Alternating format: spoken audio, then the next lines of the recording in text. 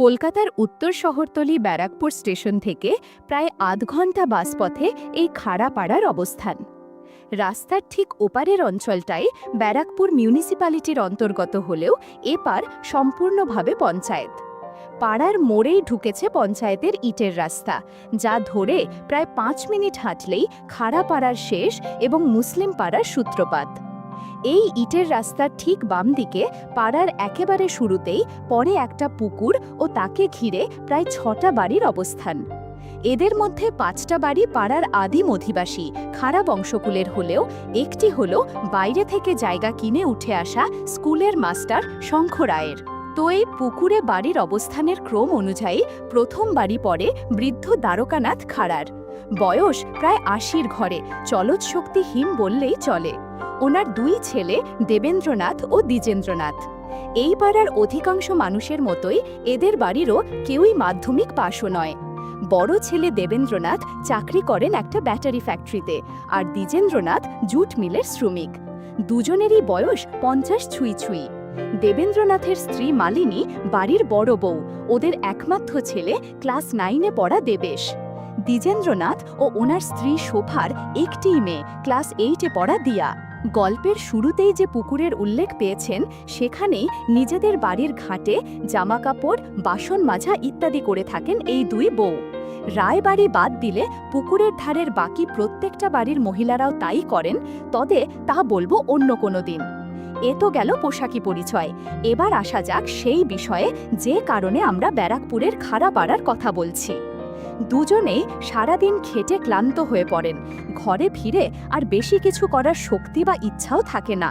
ফলে বাড়ির পরিবেশে কিছুটা নিঃসঙ্গতা জমে ওঠে, বিশেষ করে রাতের বেলায়। বৃদ্ধ দ্বারকানাথের স্ত্রী ছিলেন বড় সূচিবায়গ্রস্ত। 2 বউ বিয়ে হয়ে আসার পরই বারবার স্নান করে শুদ্ধ হতে বলতেন। যেমন ভাত রান্না করার পর কড়াইতে মাছ চড়াবার আগে স্নান করতে হতো। আবার মাছের ঝোল হয়ে যাওয়ার পর সবাইকে খেতে দেওয়ার আগে আরও একবার স্নানের ফরমান। ফলে এই অভ্যাসের বশবর্তী হয়ে শাশুড়ি গত হওয়ার পরেও 2 বৌমা পালা করে করে ভীষণ উৎসাহের সাথে পুকুরে গিয়ে স্নান করেন। শোভা সম্পর্ক অনুযায়ী ছোট বউ হলেও ব্যক্তিত্বে বেশ দৃঢ় ও পরিপাটি, দেখতেও মানানসই, সেজন্য পাড়ার সবার চোখে সহজেই পড়ে যান। পুকুর পাড়ের ব্যস্ততা ও চেনা মুখগুলোর আনাগোনায় পথচারীরা মাঝে মাঝেই একটু থমকে তাকান, আর শোভা নিজের মতো কাজ করতে করতেই সেই সব দৃশ্য উপভোগ করেন। লোকজনের চোখে পড়ে যাওয়া শোভাকে কেমন যেন একটা আলাদা গুরুত্বের অনুভব করায়। এদিকে বাড়ির বড় বউ মালিনীও কোনো কিছুতে কম নন, তা ব্যারাকপুরের যে কোনো বাসিন্দা বলে দেবে। পাড়ার লোকজন বলেন যে বিয়ের পূর্বে মালিনী নাকি লোকের বাড়ি বাড়ি জল তুলে দিয়ে আসতেন পয়সার বিনিময়ে। তখনই একদিন পাশের রাস্তা দিয়ে যেতে যেতে তাকে দেখে নাকি মন গলেছিল ব্যাটারি কোম্পানির লেবার দেবেন্দ্রনাথের। রোজ সকালে স্নান শেষে সূর্যকে প্রণাম করে মন্ত্র উচ্চারণ করেন মালিনী। এই দৃশ্য পাড়ার অনেকেই দেখেন। উনি একটু অপ্রস্তুত হয়েছেন এমন একটা ভাব করে দ্রুত শাড়ি ঠিক করে বাড়িতে ঢুকে যান। এই তো গতকাল স্নান করে উঠে মালিনী চমকে যান, দেখে যে কাপড় অগোছালো হয়ে আছে। তড়িঘড়ি সব ঠিকঠাক করতে গিয়ে আরও চমকে যান এটা দেখে যে মাস্টার রায়বাবুর একমাত্র ছেলে সোহম কলেজের ট্রেন ধরবার জন্যে পথে বেরিয়ে কিছুটা বিস্মিত মুখে দাঁড়িয়ে আছে। চোখাচোখি হতে লজ্জা পেয়ে দ্রুত হেঁটে অদৃশ্য হয়ে গেল। এই সোহমের কাছেই তিনি নিজের ছেলে দেবেশকে পাঠান সায়েন্স গ্রুপ পড়তে। আর দেবেশ কিছুই পড়া বুঝতে না পারার জন্য সোহম অধৈর্য হয়ে চিৎকার করে নিজের ঘর থেকে শুনতে পান মালিনী।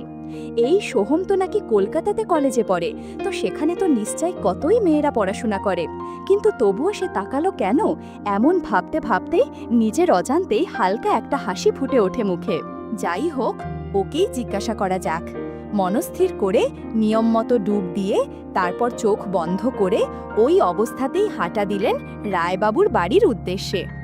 সপ্তাহে 2 দিন দেবেশ যায় সোহেমের কাছে সায়েন্স গ্রুপের বিষয়গুলো পড়তে।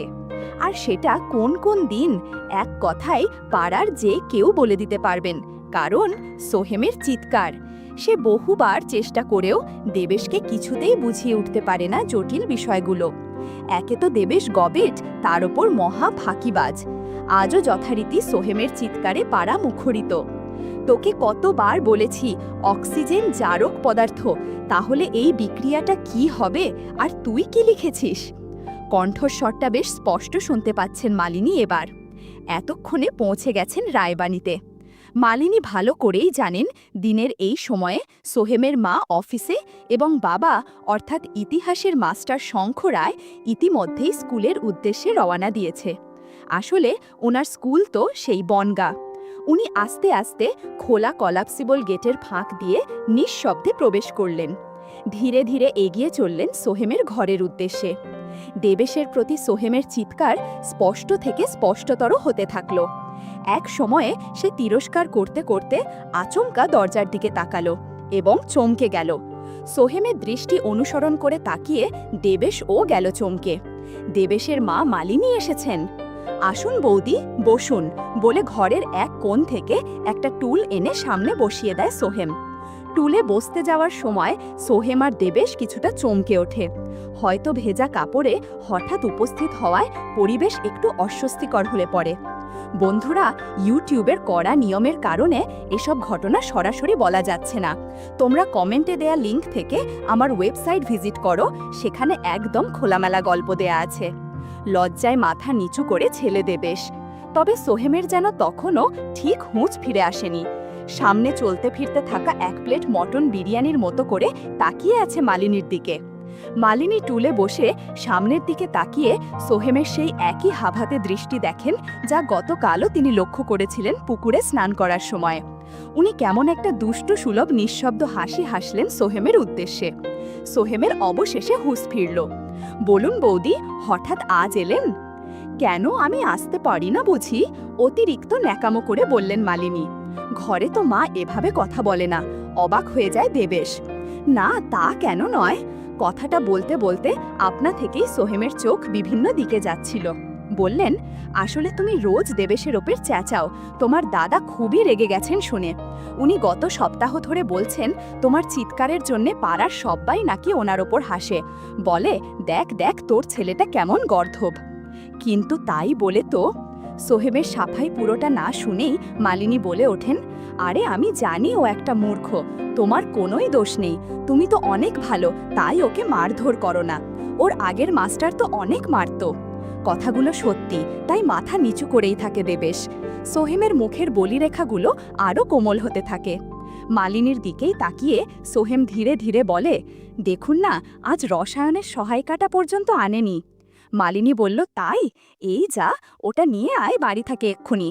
কথাটা শুনে যেন হাঁফ ছেড়ে বাঁচল দেবেশ। ওর এত নিন্দে মন্দ ভালো লাগছিল না। এবার বেশ সময় নিয়েই ধীরে সুস্থে আসবে সে। দেবেশ বেরিয়ে যাওয়ার পর মালিনীর সাথে একটি ঘরে একা বসে থেকে কেমন অস্বস্তি লাগছিল সোহেমের। এরই মধ্যে হঠাৎ উঠে দরজাটা ছিটকিনি টেনে দিলেন মালিনী। একি, দরজা বন্ধ করছেন কেন? আতকে ওঠে সোহেম। দুঃখ দুঃখ মুখের ভাব নিয়ে বসলেন মালিনী। জানো, ওর পড়াশোনার জন্যে আমাদের সংসারে অশান্তি হয়। ওর বাবার মতে সবটাই নাকি আমার অস্কারায়, রোজ ঝগড়া হয়, আমার আর ভালো লাগে না বলে কাঁদতে শুরু করলেন। কিছুক্ষণ নিঃশব্দে কাঁদবার পর হঠাৎ ফুপিয়ে ফুপিয়ে কাঁদতে শুরু করলেন। না না, আপনি কাঁদছেন কেন? ও, না পড়াশোনা করলে আপনি কি করবেন? প্লিজ কাঁদবেন না বৌদি বলে অনেক চেষ্টা করল মালিনীকে আশ্বস্ত করার, কিন্তু সবই বৃথা। মালিনী সেই একইভাবে সশব্দে কেঁদে চললেন। নিরুপায় হয়ে সোহম যেই না একটু কাছে এসেছে ওনাকে শান্ত করতে, মালিনী আবেগপ্রবণ হয়ে পড়েন এবং ভরসা খুঁজতে সোহমের কাছাকাছি আসেন। আসলে আমায় কেউ বোঝে না, আমারও যে কষ্ট আছে, কাঁদতে কাঁদতে বলে চলেন মালিনী। নিজেই অবাক হয়ে যাচ্ছিলেন নিজ অভিনয় গুণে। ধীরে ধীরে ঘরের পরিস্থিতি খারাপ হতে থাকে। দুজনের দূরত্ব কমতে শুরু করে। বন্ধুরা, ইউটিউবের কড়া নিয়মের কারণে এসব ঘটনা সরাসরি বলা যাচ্ছে না। তোমরা কমেন্টে দেয়া লিংক থেকে আমার ওয়েবসাইট ভিজিট করো, সেখানে একদম খোলামেলা গল্প দেয়া আছে। অনেক না বলা ঘটনা ঘটতে থাকলো ভেতরে। 30 মিনিট পর, কি হয়েছে মা? তোমার কষ্ট হচ্ছে নাকি? শরীর খারাপ? দরজা খোলো, বাইরে থেকে বলে ওঠে দেবেশ। চুপ কর তুই, তুই পড়াশোনায় মন দে, সংসারে শান্তি ফিরুক। এখন বাড়ি যা। তুই পড়াশোনা করিস না বলে তোর দাদা আমাকে মারছে, সে মারুক, তাতে যদি তোর একটু লজ্জা হয়, একটু পড়াশোনা করিস। এখন বাড়ি যা, দাদা আজ আর পড়াবে না। কিন্তু মা, তখনও বলে ওঠে দেবেশ। তুই বাড়ি যা, মালিনী প্রকাণ্ড হুঙ্কার দিয়ে বলেন। আর কোনো শব্দ শোনা যায় না বাড়ি থেকে। হঠাৎ মালিনীর চিৎকার আশপাশের বাড়ির লোকজন শুনতে পায় এবার। বন্ধুরা, তোমাদের হয়তো বুঝতে বাকি নেই হঠাৎ কিসের চিৎকার ছিল এটা। কিছুক্ষণ পর সোহম আর মালিনী হেসে ওঠেন। হাসির রোল যেন থামছেই না। সোহম বলে ওঠে, আমার যদি তোমার মতো কেউ থাকতো তাহলে অনেক ভালো হতো। আমি একা মানুষ, সবকিছু তো হতে পারি না। তোমার মতো কেউ থাকলে প্রতিদিন রুটিন করে আনন্দ করতাম। আহারে, কেন তোমার গার্লফ্রেন্ড নেই? প্রশ্ন করেন মালিনী খাড়া। কথাটা শুনে সোহিনীর কথা মনে পড়ে গেল হঠাৎ। যে ক্লাসমেট সোহিনীকে সত্যিকারের ভালোবেসে প্রপোজ করেছিল সোহম, কিন্তু তাকে মুখের ওপর রিজেক্ট করে দেয় সে। ওদেরই এক কমন ফ্রেন্ড রেশমির কাছে কয়েকদিন পর শোনে যে সোহিনীকে নাকি ওর প্রাইভেট টিউটরের সাথে অনেক সময় কাটিয়েছে, তাদের মধ্যে অনেক গভীর সম্পর্ক গড়ে উঠেছিল। এতে সোহমের খারাপ লাগলেও পরে সবকিছু ভুলে যাও, কিন্তু পরে জানতে পারে সেই প্রাইভেট টিচার ধোঁকা দিয়ে চলে গেছে। সেদিন ভীষণ কষ্ট পেয়েছিল সোহম, খুব কেঁদেছিল ঘরে এসে। সেই সমস্ত কথা মনে পড়ল মালিনীর প্রশ্নে। মায়াভরা দৃষ্টিতে তাকালো মালিনী খাড়ার দিকে। মালিনী অবাক হয়ে বলে, কি হয়েছে, থেমে গেলে কেন? সোহম বলল, না, এখন আর ভালো লাগছে না, অন্য একদিন বলল, এখন একটু ফ্রেশ হয়ে আসি। এরপর সোহম ফ্রেশ হতে চলে গেল। এদিকে মেঝেতে পড়ে থাকা কাপড় গুছিয়ে নেন আর দরজা খুলে বেরিয়ে যান।